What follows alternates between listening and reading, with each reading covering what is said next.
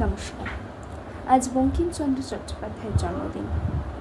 তার জন্মদিন উপলক্ষে তার লেখা একটি উপন্যাস এবং সেই উপন্যাসটির প্রথম খণ্ড আমি পাঠ করে শোনাব। উপন্যাসটির নাম আনন্দমঠ।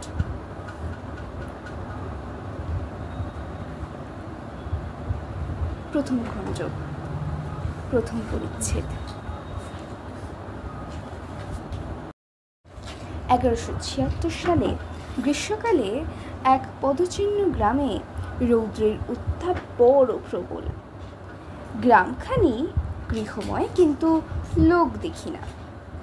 বাজারে সারি সারি দোকান, হাটে সারি সারি চালা, পল্লীতে পল্লীতে শত শত মৃন্ময় গৃহ, মধ্যে মধ্যে উচ্চ নীচ অট্টালিকা। আজও সব নীরব। বাজারে দোকান বন্ধ। দোকানদার কোথায় পালিয়েছে ঠিকানা নেই। আজ হাটে হাট লাগে নাই। ভিক্ষার দিন ভিক্ষুকেরা বাহির হয় নাই। তন্তুবায় তাঁত বন্ধ করিয়া গৃহপ্রান্তে পড়িয়া কাঁদিতেছে। দাতারা দান বন্ধ করিয়াছে। অধ্যাপকে টোল বন্ধ করিয়াছে। শিশু বুঝি আর সাহস করিয়া কাঁদে না। রাজপথে লোক দেখি না। সরোবরে স্নাতক দেখি না। কেবল শ্মশানে শৃগাল কুকুর। এক বৃহৎ অট্টালিকা, তাহার বড় বড় চওড়ালা থাম দূর হইতে দেখা যায়। সেই গুহারণ্য মধ্যে শৈল শিখরবর্ত শোভা পাইতেছিল। শোভাই বা কি, তাহার দ্বার রুদ্ধ। গৃহ মনুষ্যমাগমশূন্য, শব্দহীন, বায়ুপ্রবেশের পক্ষেও বিঘ্নময়। তাহার অভ্যন্তরে ঘরের ভিতর মধ্যাহ্নে অন্ধকার। অন্ধকারে নিষিদ্ধ ফুল্লকুসুম যুগলবৎ এক দম্পতি বসিয়া ভাবিতেছে। তাহাদের সম্মুখে মন্বন্তর।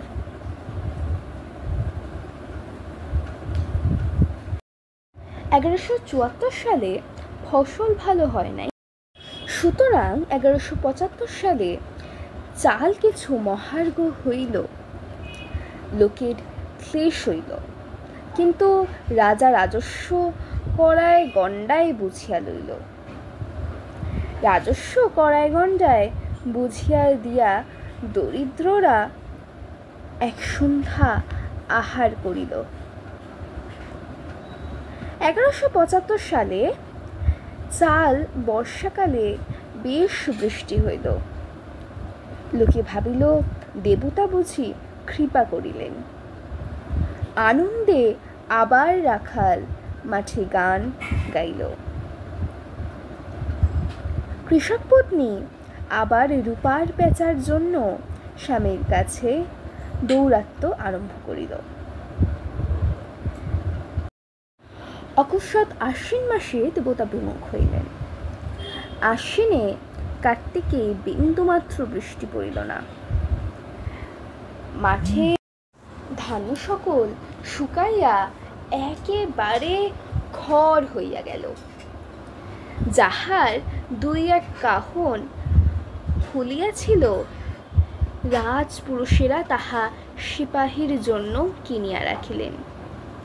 লোকে আর খাইতে পাইল না। প্রথমে এক সন্ধ্যা উপবাস করিল, তারপর এক সন্ধ্যা আধপেটা করিয়া খাইতে লাগিল। তারপর 2 সন্ধ্যা উপবাস আরম্ভ করিল। যে কিছু চৈত্র ফসল হইল কাহারও মুখে তাহা কুলাইল না। কিন্তু মোহাম্মদ রেজা খা রাজস্ব আদায়ের কর্তা মনে করিল আমি এই সময় সরফরাজ হইব। একেবারে শতকরা 10 টাকা রাজস্ব বাড়াইয়া দিল। বাংলায় বড় কান্নার কোলাহল পড়িয়া গেল। লোকে প্রথমে ভিক্ষা করিতে আরম্ভ করিল। তারপরে কে ভিক্ষা দেয় উপবাস করিতে আরম্ভ করিল। তারপরে রোগাক্রান্ত হইতে লাগিল।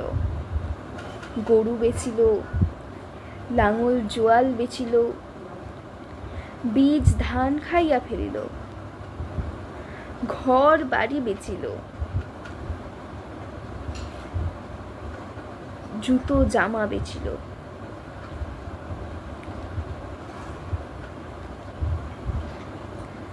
তারপর মেয়ে বেচিতে আরম্ভ করিল। তারপর ছেলে বেচিতে আরম্ভ করিল। তারপর স্ত্রী বেচিতে আরম্ভ করিল।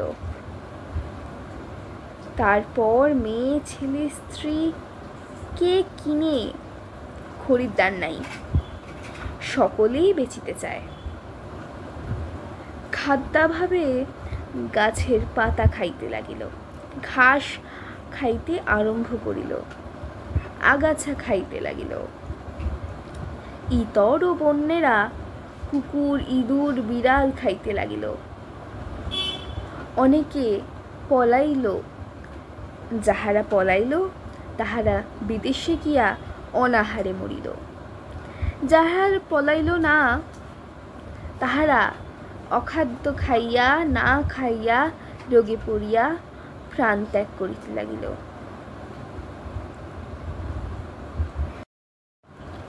রোগ সময় পাইল। জ্বর, উলাউঠা, ক্ষয়, বসন্ত, বিশেষত বসন্তের বড় প্রাদুর্ভাব হইল। গৃহে গৃহে বসন্তে মরিতে লাগিল। কে কাহাকে জল দেয়, কে কাহাকে স্পর্শ করে, কেহ কাহার চিকিৎসা করে না, কেহ কাহাকে দেখে না, মরিলে কেহ ফেলে না। অতি রমণীয় বপু অট্টালিকার মধ্যে আপনা আপনি পচে। যেই গৃহে একবার বসন্ত প্রবেশ করে সে গৃহবাসীরা রোগী ফিলিয়া ভয়ে পালায়। মহেন্দ্র সিং পদচিহ্ন গ্রামে বড় ধনবান, কিন্তু আজ ধনী নির্ধারণের এক দর। এই দুঃখপূর্ণ কালে ব্যাধিগ্রস্ত হইয়া তাহার আত্মীয় স্বজন দাস দাসী সকলেই গিয়াছে। কেহ মরিয়াছে, কেহ পালাইয়াছে। সেই বহু পরিবার মধ্যে এখন তাহার ভার্যা ও তিনি স্বয়ং আর এক শিশুকন্যা। তাহাদেরই কথা বলিতেছিলাম। তাহার ভার্যা কল্যাণী চিন্তা ত্যাগ করিয়া গোশালে গিয়া স্বয়ং গোদহন করিলেন। পরে দুগ্ধতপ্ত করিয়া কন্যাকে খাওয়াইয়া গরুকে ঘাস জল দিতে লাগিলেন। ফিরিয়া আসিলে এরূপ করেন চলিবে? কল্যাণী বলিল,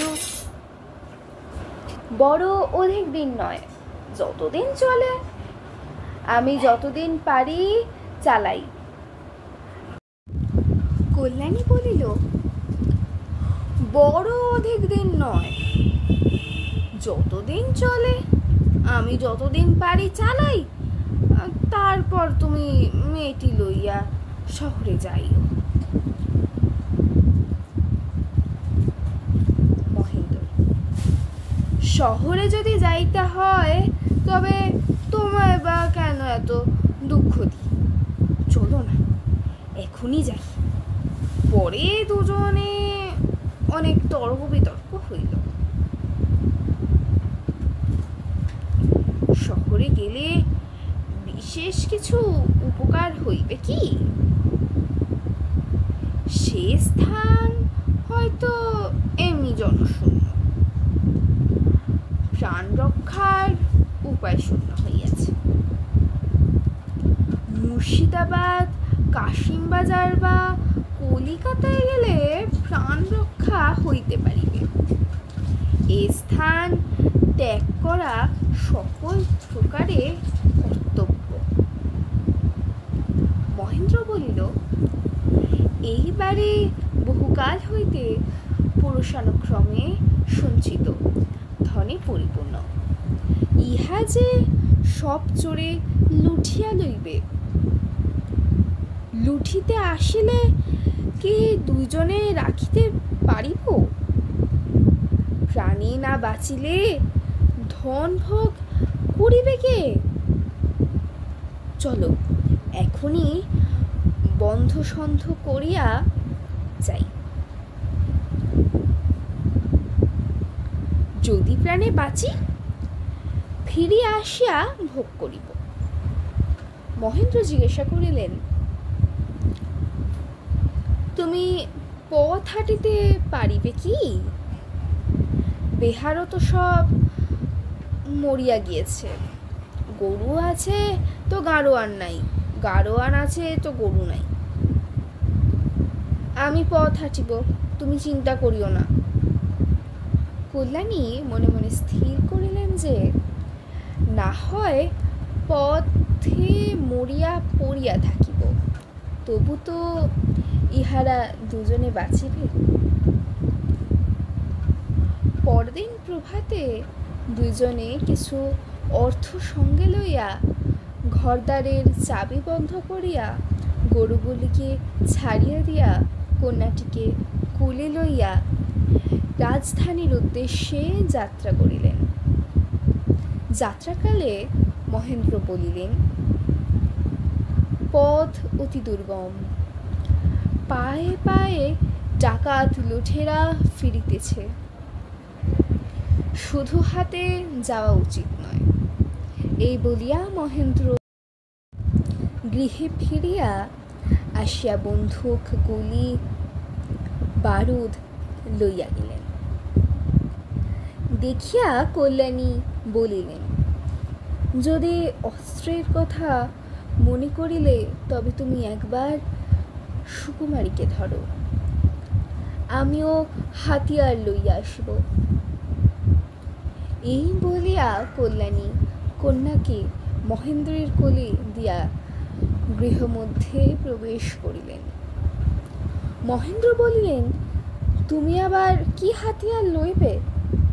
কল্যাণী আসিয়া একটি বিষের ক্ষুদ্র কৌটো বস্ত্র মধ্যে লুকাইল। দুঃখের দিনে কপালে কি হয় বলিয়া কল্যাণী পূর্বেই বিষ সংগ্রহ করিয়া রাখিয়াছিলেন। জ্যৈষ্ঠ মাস, দারুণ রৌদ্র, পৃথিবী অগ্নিময়, বায়ুতে আগুন ছড়াইতেছে, আকাশ তপ্ত তামার চাদরের মতো।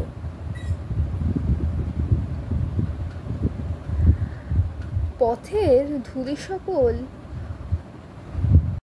অগ্নিফুলিষ্কেন্দুবৎ। কল্যাণী ঘামিতে লাগিল। কখনো বাবলা গাছের ছায়ায়, কখনো খেজুর গাছের ছায়ায় বসিয়া শুষ্ক পুষ্করিণীর কর্দমময় জল পান করিয়া কত কষ্টে পথ চলিতে লাগিল। মেয়েটি মহেন্দ্রের কোলে একবার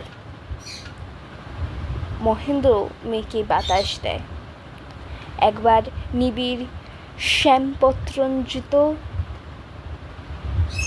সুগন্ধ কুসুমযুক্ত লতাবেষ্টিত বৃক্ষের ছায়ায় বসিয়া দুইজনে বিশ্রাম করিল।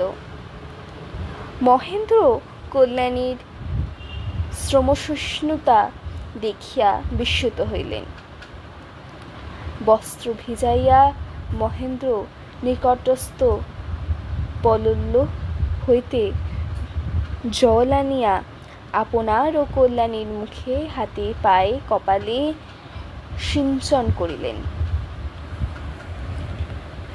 কল্যাণী কিঞ্চিৎ স্নিগ্ধ হইলেন বটে, কিন্তু দুইজনে ক্ষুধায় বড় আকুল হইলেন। তাও সহ্য হয়, মেয়েটির ক্ষুধা তৃষ্ণা সহ্য হয় না। অতএব এবার তাহার পথ বাহিয়া চলিলেন। সেই অগ্নিতরঙ্গ সন্তরণ করিয়া সন্ধ্যার পূর্বে এক চটিতে পৌঁছালেন। মহেন্দ্রের মনে মনে বড় আশা ছিল, চটিতে গিয়া স্ত্রীর কন্যার মুখে শীতল জল দিতে পারিবেন, প্রাণ রক্ষার জন্য মুখে আহার দিতে পারিবেন। কিন্তু কই, চটিতে তো মনুষ্য নাই, বড় বড় ঘর পড়িয়াছে, মানুষ সকল পলাইয়াছে। মহেন্দ্র ইতস্তত নিরীক্ষণ করিয়া স্ত্রী কল্যাণীকে বলিলেন, তুমি একটু সাহস করিয়া একা থাকো, দেশে যদি গাই থাকে শ্রীকৃষ্ণ দয়া করুন, আমি দুধ আনিব। এই বলিয়া একটা মাটির কলসি হাতে করিয়া মহেন্দ্র নিষ্ক্রান্ত হইলেন। কলসি অনেক পড়িয়াছিল।